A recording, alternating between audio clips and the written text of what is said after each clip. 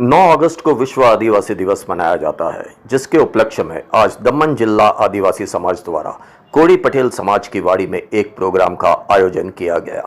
इस अवसर पर आदिवासी समाज के प्रमुख धीरूभाई धोड़ी, हड़पति समाज के प्रमुख विक्रम हलपति, धोड़िया समाज के प्रमुख दिनेश भाई धोड़ी, वारली समाज के प्रमुख रघुभाई वारली, महिला जिला प्रमुख सुनीताबेन तथा दामिनी विमेंस फाउंडेशन की अध्यक्षा सिंपल काचेला, भाविक हलपति एवं आदिवासी समाज के लोग बड़ी संख्या में मौजूद रहे।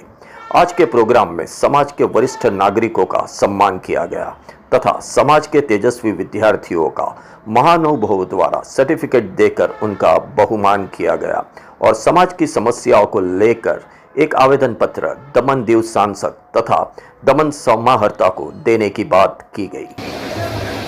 हूँ धीरूभाई धोड़ी, दमन जिला आदिवासी समाजना प्रमुख हूँ। आज आपना माध्यम थी अमरा आदिवासी समुदाय तमाम भाई बहनों ने विश्व आदिवासी दिवस की हार्दिक शुभकामना पाठवुं छूं। आज अमे दमन जिला आदिवासी समाज तरफ पूरा दमण आदिवासी समुदाय तरफ अमे आज 13मो जिला आदिवासी दिवस की उजवणी करवा जई रह्या छे। आज अमने खूब खुशी है कि आज 13 वर्षनी अंदर अमरा आदिवासी समाजનું संगठन खूब मजबूत थयुं छे।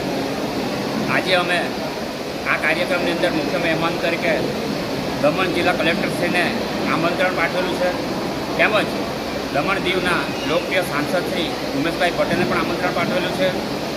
आ कार्यक्रम करवानो मुख्य हेतु अमारी संस्कृति, अमारी विरासत, वन जंगल जमीन बचाववानुं छे।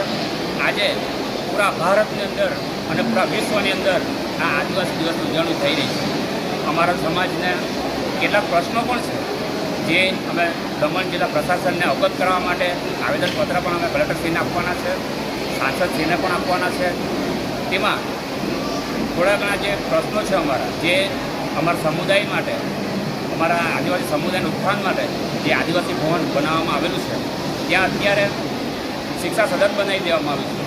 તો અમારા સમાજ તરફથી બધાની લાગણી અને માંગ છે કે તે સમુદાય તે હોલની અંદર અમને પણ 2 કમરા અત્યારે હાલમાં આપવામાં આવે।